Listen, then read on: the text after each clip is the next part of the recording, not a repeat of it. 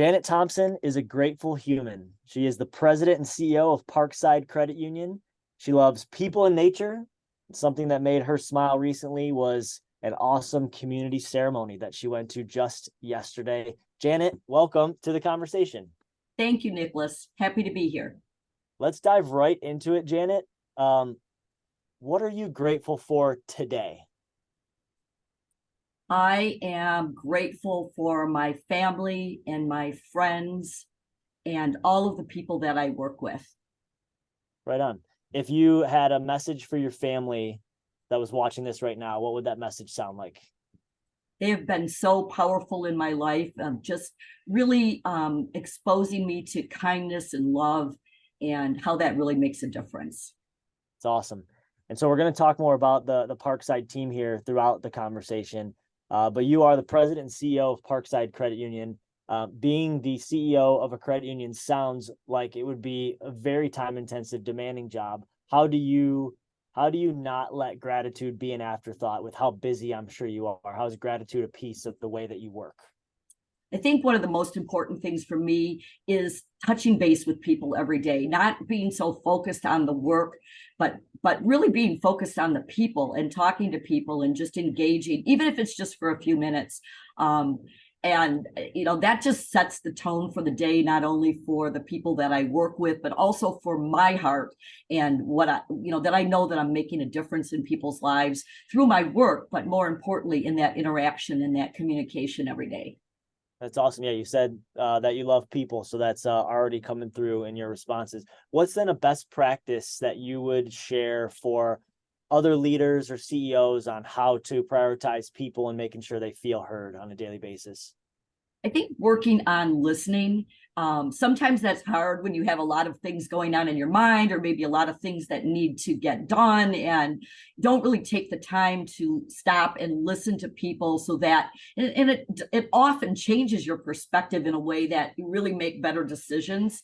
So I think it's hard. It's really hard for people that have a lot of ideas and are, maybe extroverts, and doing that, particularly with people that may not be as forthcoming with their ideas. Just stopping and listening and asking questions instead of always having the answers, which some of us do because we've done this a long time. We feel like we've got it all figured out. And just always taking a step back and asking the questions. Even if you think you know the answer, take that time to ask the question and really listen to what's being said to you.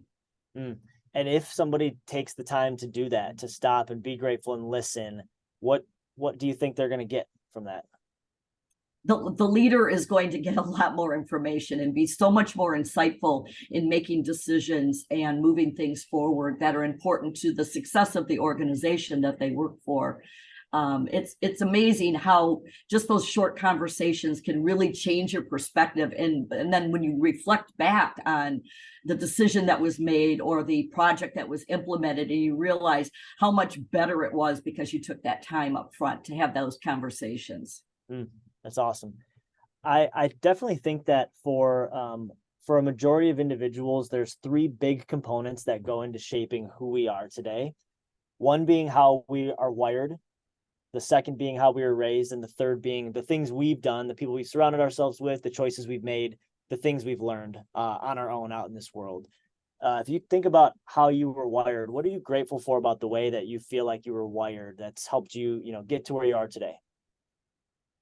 I think I was wired for just trying to find ways to make a difference, to not just, kind of move through our existence, but really make a difference, finding things where you can maybe have those conversations, or you can, even just plant a tree, whatever it is that you do, just having, some impact and really make a difference. I've always had that kind of motivation. As far back as I can remember, just and then, obviously the things that you're confronted with, you make choices along the way, but having that motivation to make a difference, and having that, whether it's a difference in an individual's life or a situation or a group of people, just really focusing on that has been something that just that's the way I'm wired.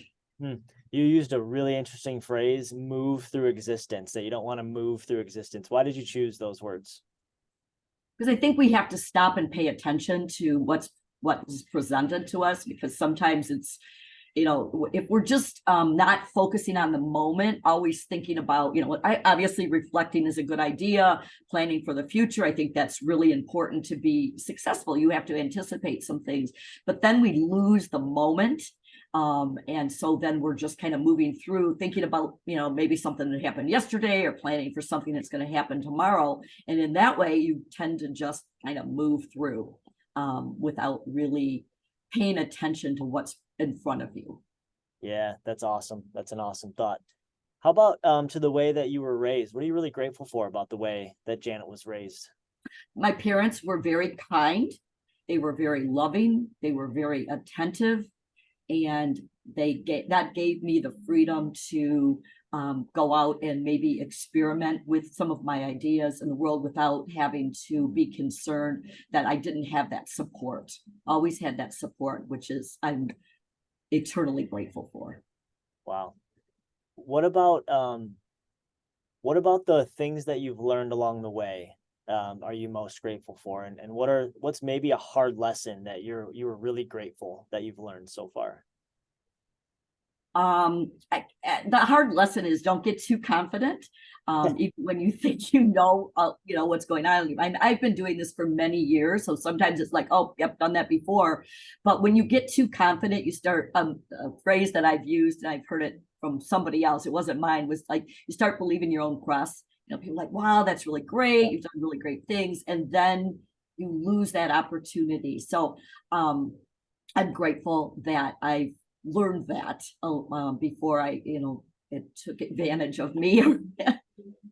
Yeah, that's a really interesting principle for someone who plays at such a high level, and to be the president and CEO of a credit union is one of the highest levels. How is it possible to not be, how do you find the balance of being really confident that you've been there, seen it, done that, experienced it, but also you have more to learn? I'm going to go back to what I said at the beginning. It's talking to people. When you think you have it all figured out, but you get somebody else's opinion, it just kind of pulls you in a different direction, and it gives you pause. And sometimes it's merely interesting, but sometimes it's like it's so powerful what you hear from other people. So don't get stuck in your own head. Don't think you've got it all figured out. It just really does make a difference. Mm-hmm. Along the way, you've probably met so many people that have had an impact to get you to the seat that you're at today. What are some of the relationships along the way that you're really grateful for that have brought you here? One that I think of first is I am so grateful for having a core group of friends, people that I've known for over 50 years that are still impactful in my life every day. Those people that you could reach out to for any reason at any time. And they know you so well that you almost don't have to have the conversation. You can just use a few words, and they know how to help, how to listen, how to give you feedback. That's really important. Also, in my professional career, just people that I've had the pleasure of working with that came, in changes that I've made, maybe in the because I've worked for a couple of different, always in the credit union industry, but different organizations, and ended up with somebody that was a colleague or even a supervisor, and they just it's like it's so interesting that they were put in your life at a point that you needed them, really as emotionally and as a person, not so much for the career part of it, and how impactful they were. Mm-hmm. And I'm sure it'd be hard to pick a best one, but is there one in particular that stands out as a great mentor that you've had professionally over the course of time? Yes, the lady that I've worked with for I think about the last I worked for about 15 years. She's retired now. Her name is Doris Graham, and she was very impactful in my life. Oh, if you had a message for Doris right now, what would that sound like? Just her empathy and her kindness and her love are just incredible. I just, I aspire to be more like her. That's awesome. You talked about the power of friends and the amazing friend group you have, and to have friends for as long as you mentioned is truly an amazing thing. Um, and I think probably someone who looks at a CEO of a credit union and says, "Oh, they don't have time for fun or friends. They're just all business all the time. They got to get things done." But how do you find the balance, and what are you grateful for about the balance you've been able to strike between friendship, personal life, and business?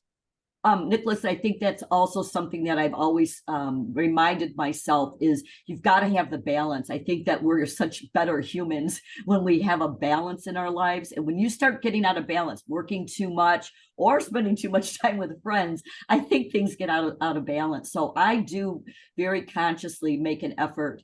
And when people reach out, I try not to say, "Oh, I'm too busy," or "I can't do that." I try to find a way to make that happen. So if somebody wants to stop for dinner, even though I know that I need to get home because I need to finish something up, I will just kind of clear my schedule and take that time and set it aside and, put the technology aside and just sit down and have a meal and a conversation.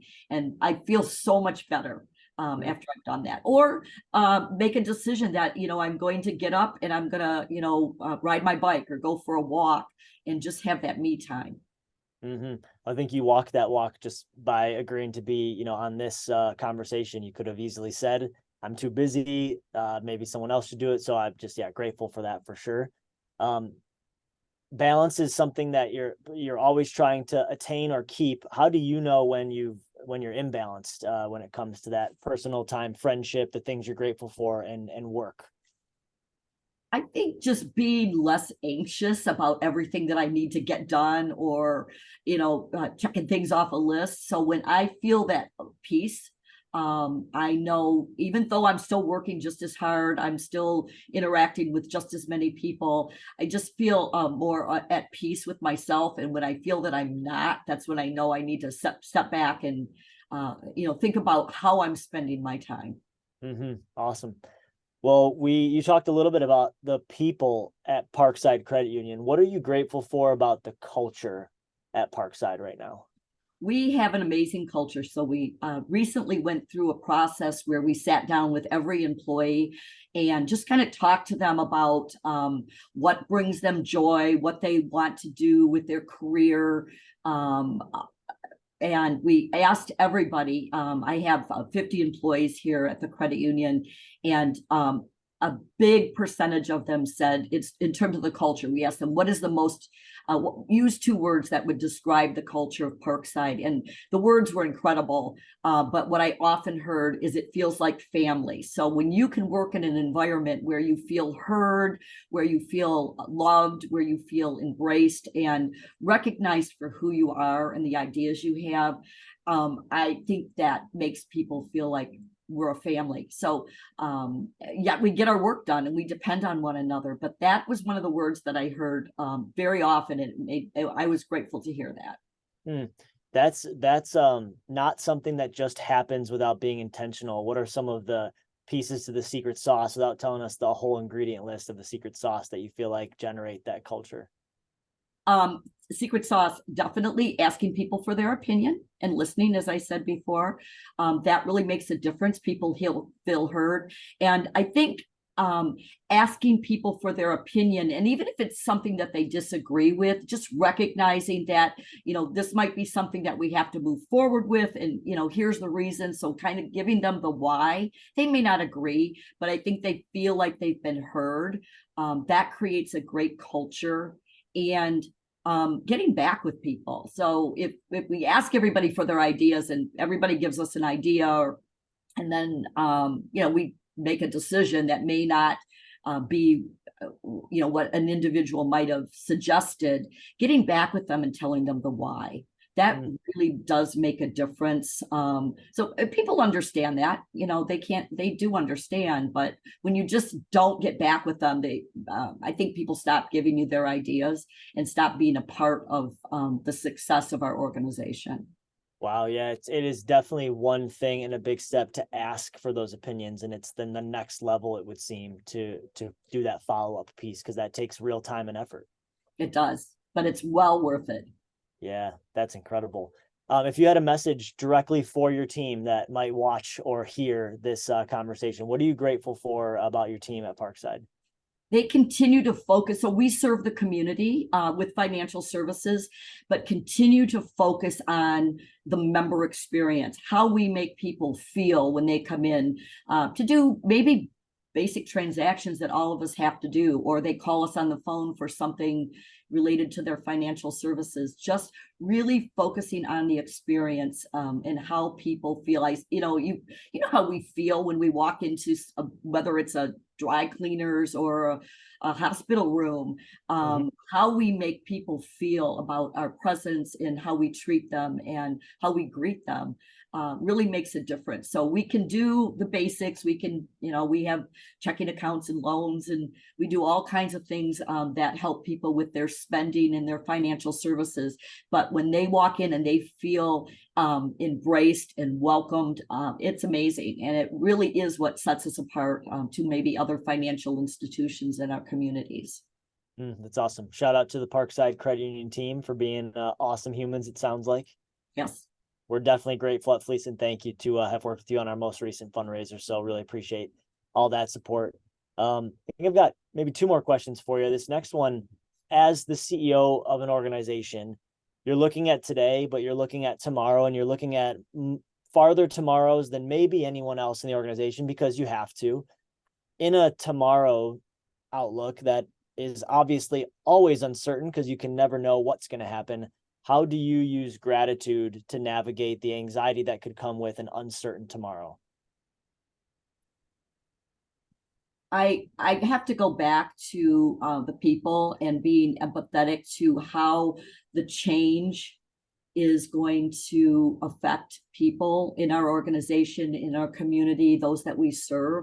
So thinking out about things like people might be used to, say, coming in and meeting with their favorite teller and having a conversation.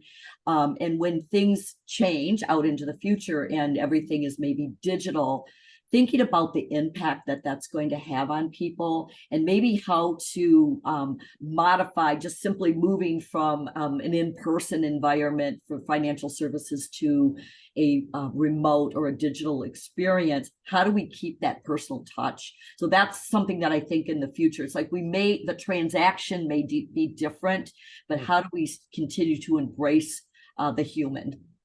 That's awesome. You also said that you love nature. What are you grateful for about nature, and why that response? Well, I love working in my garden, and I am really grateful that my husband can grow just about any flower or plant and make it beautiful. So we are in partnership with that. So when I'm having trouble with something, he's always there for me. That's amazing. My wife and I have also started our first garden. Okay. We do tomatoes, onions, garlic, basil, some other herbs. What's in your garden?